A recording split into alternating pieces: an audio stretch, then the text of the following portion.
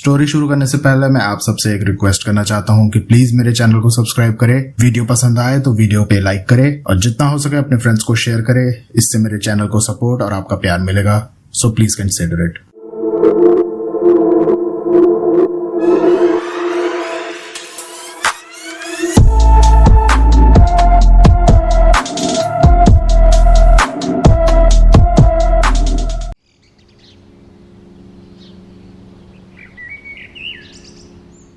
सुबह का समय था।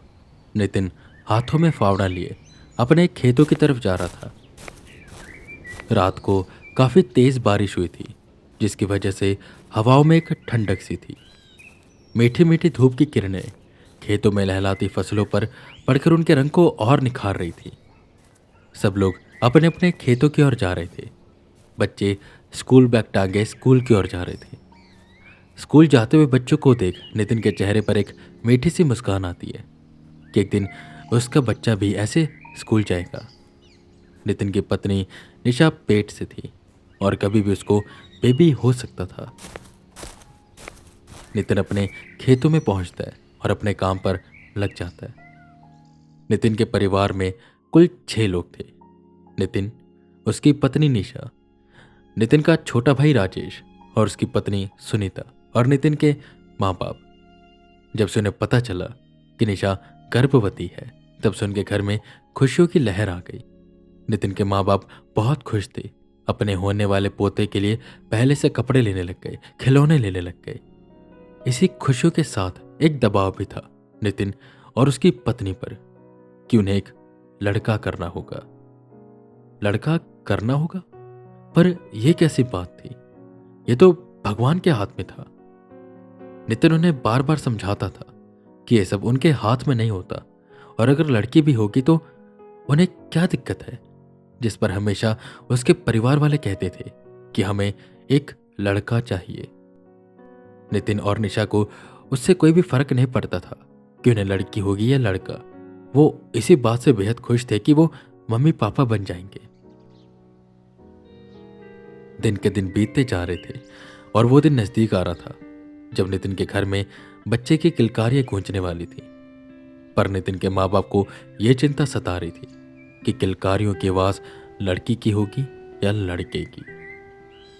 नितिन अपने खेतों में काम कर रहा था कि उनका पड़ोसी मंगरू भागता हुआ नितिन की तरफ आ रहा था। नितिन ने उसे देखा और पूछा, क्या हुआ मंगरू, ऐसे क्यों भाग रहे हो? हाफते हाफते वो नितिन के पास आया। नितिन भैया, निशा भाभी के पेट में दर्द होने लगा, सब उन्हें अस्पताल लेकर गए हैं। इतना सुन नितिन फावड़ा वहीं फेंक अस्पताल की तरफ भागा। अस्पताल पहुंचते ही नितिन सीधा अपने परिवार के पास पहुंचता है और पूछने लगता है कि क्या हुआ, जिस पर उसकी मां कहती है, बस ये पता लगने वाला है कि घर में लड़का आएगा या लड़की। हैरान होकर नितिन ने पूछा, मतलब? जिस पर सब कहते हैं कि निशा की डिलीवरी हो रही है।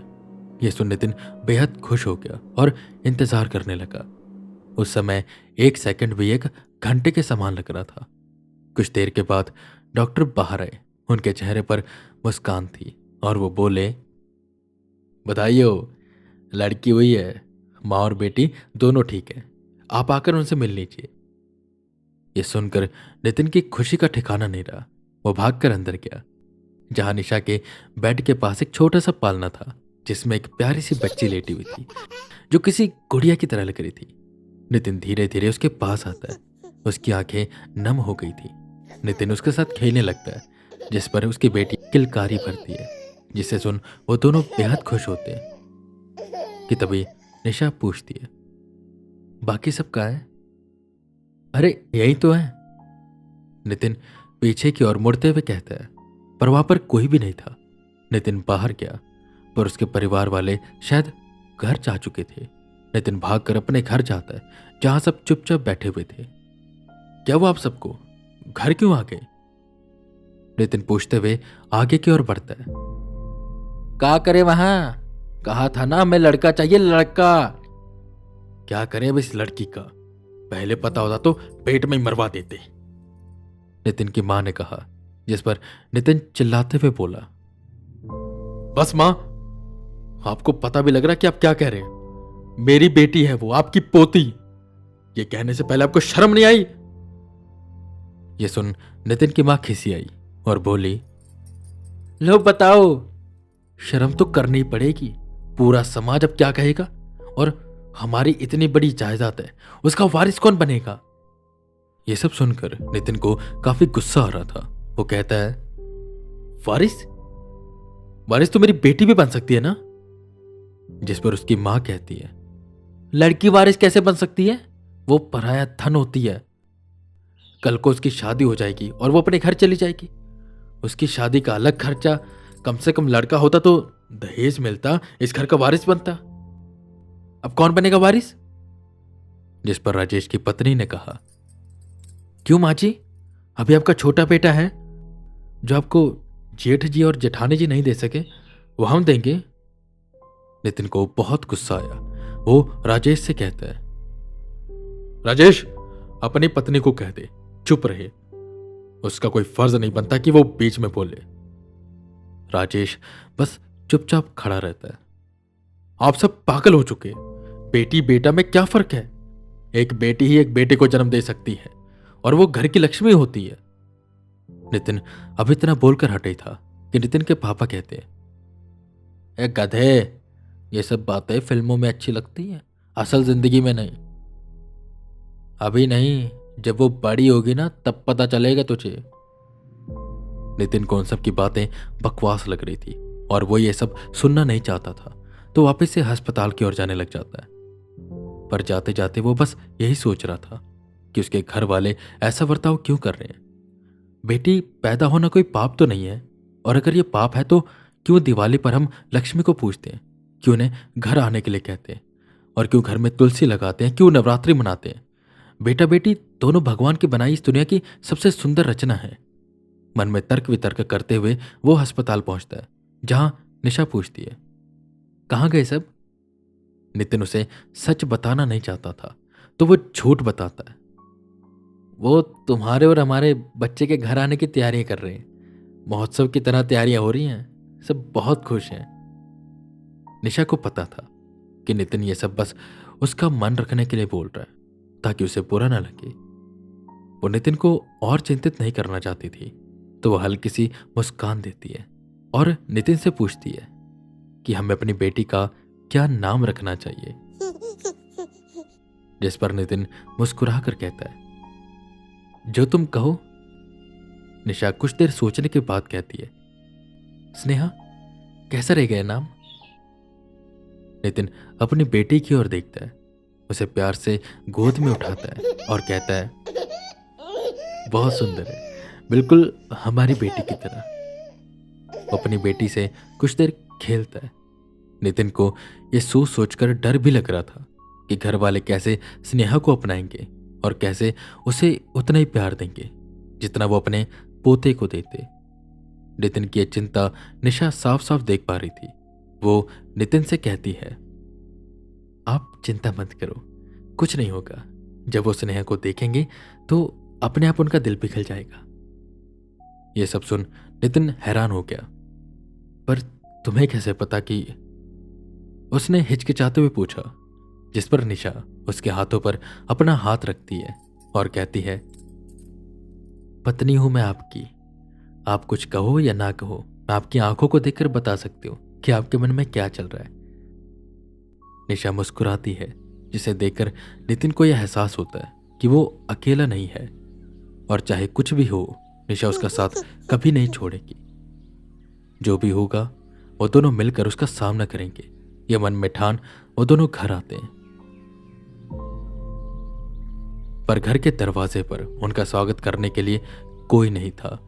नितिन अंदर आता है और आरती की एक थाली लाता है और घर में आ रही लक्ष्मी का स्वागत करता है। ये होते हुए सब देख रहे थे, पर उनका दिल किसी पत्थर की तरह था जो पिघल ही नहीं रहा था। नितिन की मां मन ही मन में बड़बड़ाती है और वहां से चली जाती है। नितिन और निशा स्नेहा को सबसे मिलवाने जाते हैं, पर सब उनसे ऐसे नजरें फेरते हैं जैसे वो कोई पाप करके आ रहे हैं, जैसे वो कोई अपराधी हैं।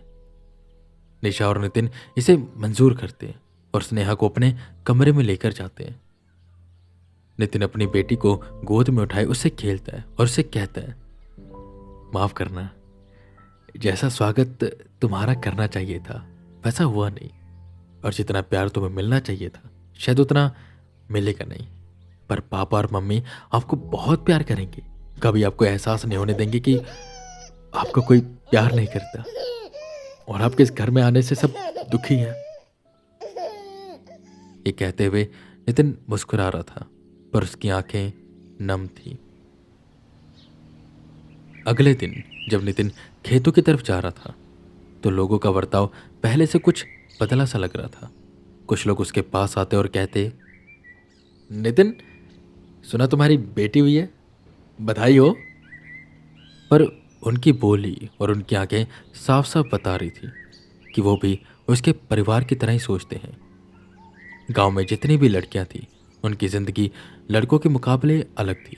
न उन्हें पढ़ने का अधिकार था और न ही बाहर खेलने का। बस तभी वो घर का काम करती रहती थी। नितिन अपनी बेटी को ऐसी जिंदगी नहीं देना चाहता था, वो उसे खूब पढ़ाना चाहता था। धीरे धीरे स्नेहा बड़ी होने लगी, पर वो दादा दादी चाचा चाची के प्यार से वंचित रही।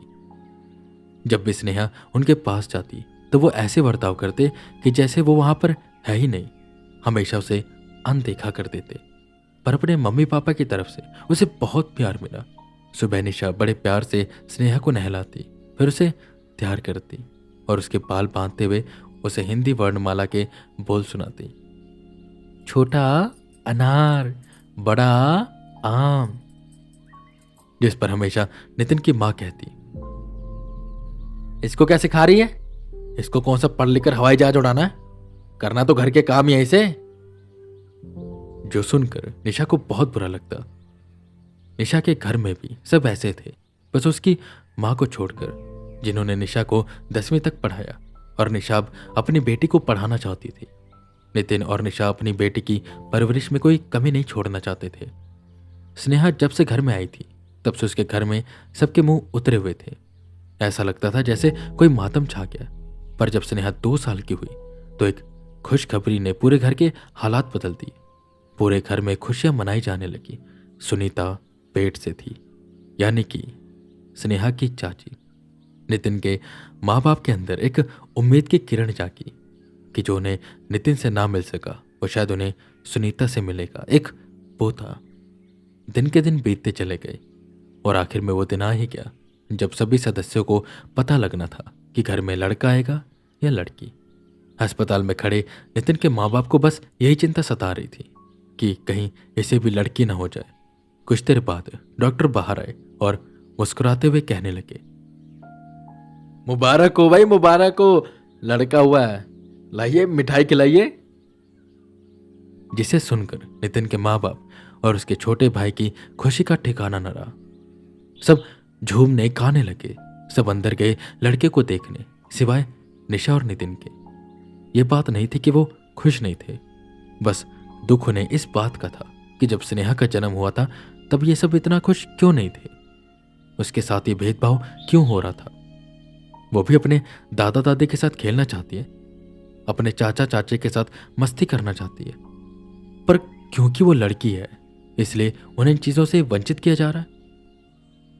सब घर पहुंचते हैं जहां राजेश और सुनीता के बेटे का खूब अच्छी तरह से स्वागत किया जाता है।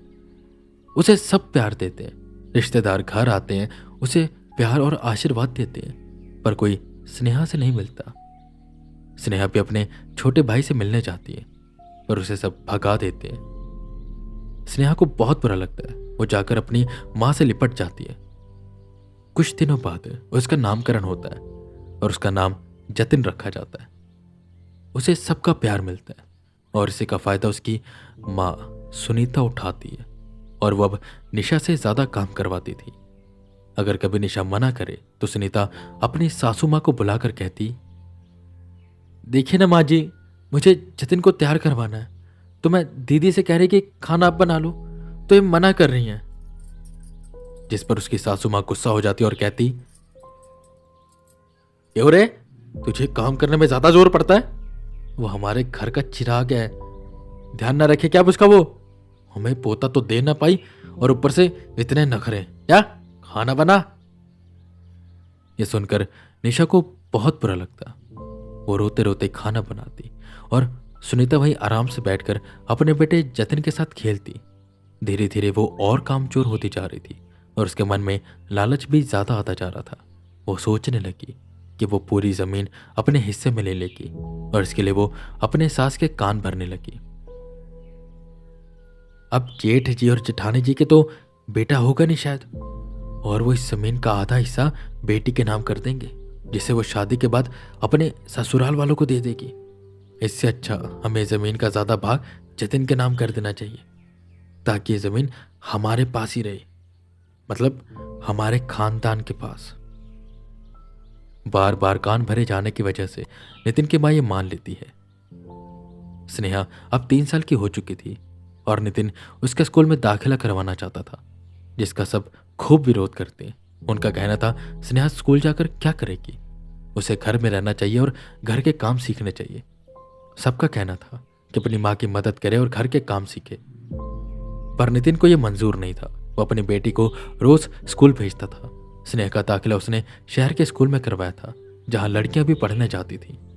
गांव के लोग इसे बड़ा एतराज करते, पर नितिन को इन सब बातों से फर्क न पड़ता। जैसे जैसे दिन बीतते जा रहे थे, घर के लोगों का रवैया स्नेहा और निशा के लिए बदलता जा रहा था। सुनीता सास के कान भरती रहती, जिससे वो निशा पर दबाव बनाते रहते कि स्नेहा को स्कूल मत भेजो, घर का काम करवाया करो। ऐसे दिन बीतते जा रहे थे। दिन ब दिन हालत खराब होती जा रही थी। जब जतिन स्नेहा को तंग भी करने लगा और जब भी निशा या नितिन उसे इसके लिए डांटते तो नितिन के माँ बाप ढाल बन जाते। अब हालत बद से बदतर हो चुके थे और नितिन यह फैसला कर लेता है कि वो अलग रहेगा। तो वो अपनी जमीन का हिस्सा मांगता है ताकि बंटवारा हो सके। अब जब सब उन्हें देखना नहीं चाहते थे तो उसके पास यही रास्ता बचा था। पर जितने नितिन के हिस्से में जमीन आती थी, उसके माँ बाप उसे देने के लिए राजी नहीं होते। उनका कहना था कि तुम्हारा कौन सा बेटा है, क्या करोगे इतनी जमीन का।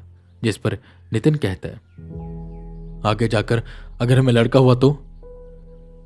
यह सुनकर नितिन की मां गुस्सा हो गई और बोली, तो जाओ ना, पहले लड़का कर लो और ले लो जमीन, पर देखना लड़का करने के चक्कर में फिर से गोद में लड़की मत डाल देना। यह सुनकर निशा और नितिन को बहुत गुस्सा आता है। वो जानते थे कि कौन इनके कानों को भर रहा है और क्यों। गांव वाले भी उसका साथ नहीं दे रहे थे।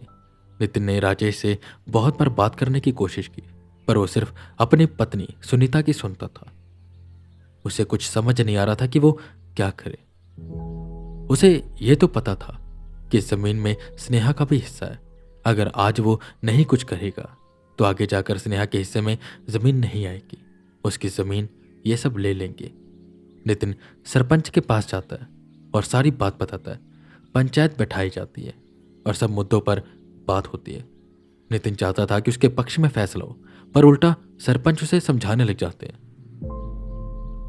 अरे भाई नितिन, तुम क्यों इतनी जिद कर रहे हो? लड़की पराया धन होती है, कल को वो तो चली जाएगी अपने घर, तुम्हें यहीं रहना है ना। जिद छोड़ दो और जितनी जमीन मिल रही है उसे ले लो। नितिन को बहुत ज्यादा गुस्सा आ गया और वो चिल्लाते हुए बोला, मुझे नहीं चाहिए कोई जमीन, आप सारी जमीन रख लो। मैं ये घर छोड़कर जा रहा हूं और कभी नहीं आऊंगा वापस। जहां आप जैसे लोग और जिस गांव में इन जैसे लोग जिनकी सोच इतनी गिरी हुई है, वह रहना मरने के समान है। मैं जा रहा हूं। वो अपने चचेरे भाई विकास को फोन मिलाता है और उससे कहता है, जब तक मुझे नौकरी नहीं मिल जाती, क्या तुम मुझे अपने घर में रख सकते हो? शहर में आऊंगा, मुझे कोई काम जरूर मिल जाएगा। नितिन अपना सामान और अब तक की जमा पूंजी को सीधा लेकर पुणे शहर पहुंच जाता है। तब से नितिन को यह एहसास होने लगा कि वो एक अच्छा पिता नहीं है।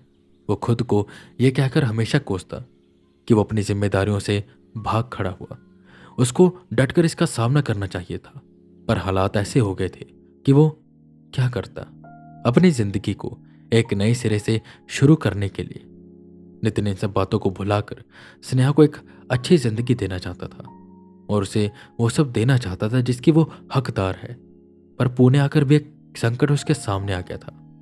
पर इस बार उसने ठान लिया था कि वो भागेगा नहीं। हमेशा अतीत दर्द देता है, पर फिर भी ना जाने क्यों हम उसे याद करते हैं। शायद इसलिए क्योंकि उनसे हमें कुछ सीखने को मिलता है। समझदार लोग भी कहते हैं हमेशा अतीत में हुई गलतियों से पछतावा नहीं करना चाहिए, बल्कि उनसे सीख लेनी चाहिए जो नितिन ने ले ली थी। और इस बार वो ऐसा कुछ भी नहीं होने देगा। वो ये साबित करके रहेगा कि वो एक अच्छा पिता है। आई होप आपको आज का चैप्टर पसंद आया होगा। मैं दिल से सॉरी कहता हूं कि मैं इतना लेट हो गया, पर आगे से ऐसा नहीं होगा।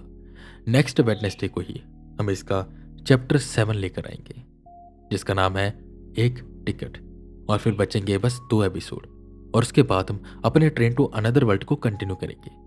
इतना धैर्य रखने के लिए और इतना प्यार देने के लिए आप सबका दिल से शुक्रिया। आई होप आपको मेरे वीडियो पॉडकास्ट भी पसंद आ रहे होंगे। खैर, मैं वीके रावत फिर मिलूंगा आपको इसके अगले भाग के साथ, भाग 7 एक टिकट। तब तक के लिए बने रहे हमारे साथ और सुनते रहें the circus only on horror tape.